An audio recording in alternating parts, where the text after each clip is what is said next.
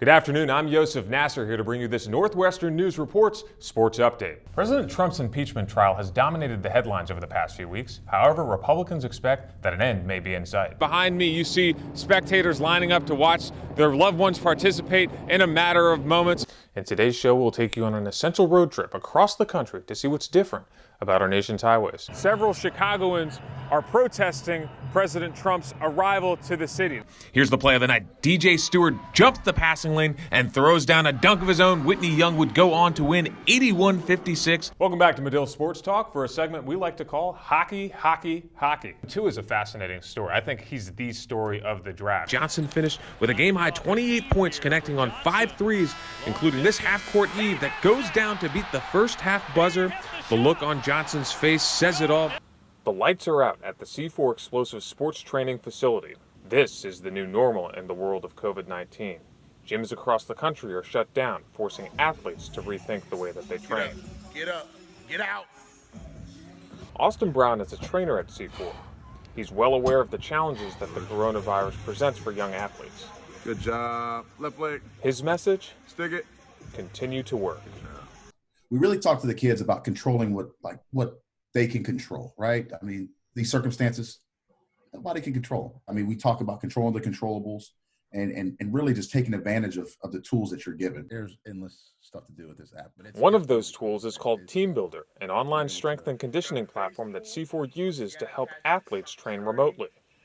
It's really beneficial to us as a company, and it's beneficial to all of our adults and our athletes, because it's like they still feel connected. And that's the one thing that we always talked about during this crisis, is like, how do we just keep that community vibe, keep that connectivity.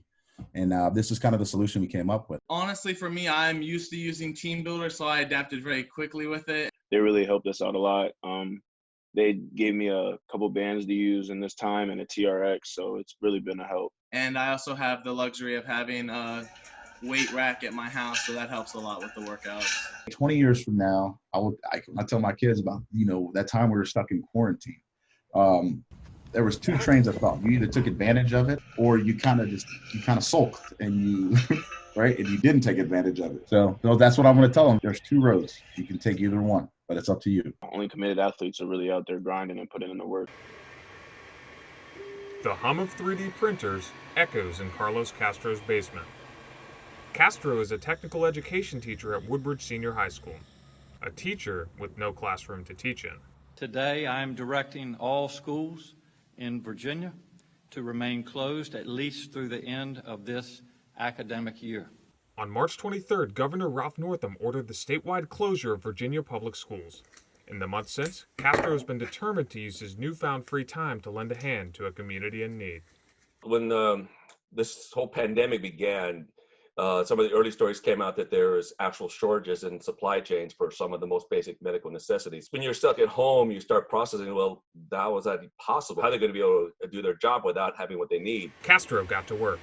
He found a mask template online and created it using his personal 3D printer. He began sharing pictures of his prototypes on social media and pitched his idea to use 3D printers to create masks for people who need them most. It was a hit. On April 3rd, he launched a GoFundMe page called 3D Printing PPE.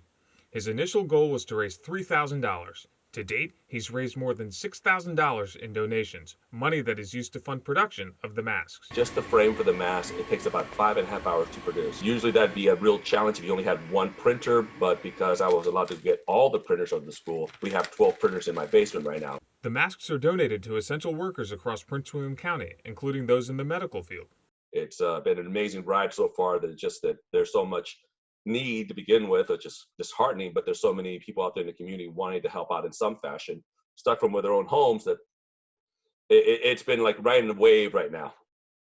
The Chicago Elite Classic tipped off over the weekend, and while there are young stars galore and highlights aplenty, if you were to ask sportscasters Brooke Weisberg and Cameron Smith, they'd tell you the brightest young stars were right here in the press conference room. So I'm a part of a group that's called the Shy Side, and it was a great idea invented by a good friend of mine, Evan Marshall, and he rallied myself and another one of our good friends, Cameron Smith, and what we really found was that there's a a great culture of basketball in the city of Chicago that's not being celebrated the way it should. Weisbrod herself was a star basketball player at Coastal Carolina before an injury ended her playing career.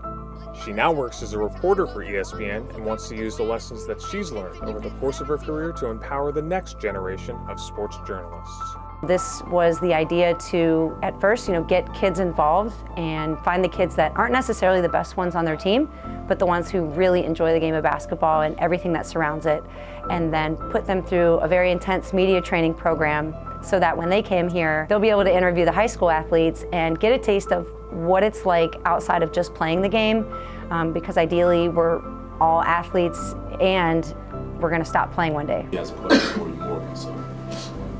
Okay, what was going through your mind as you had the fast break in the last few seconds of the game? The Shy Side is a passion project because I'm able to add my love of basketball and the passion for it, but also I'm able to add my sports broadcasting experience. So combining those two loves and having kids understand that there's something bigger than basketball and you can still be around the game, but not just be on the court.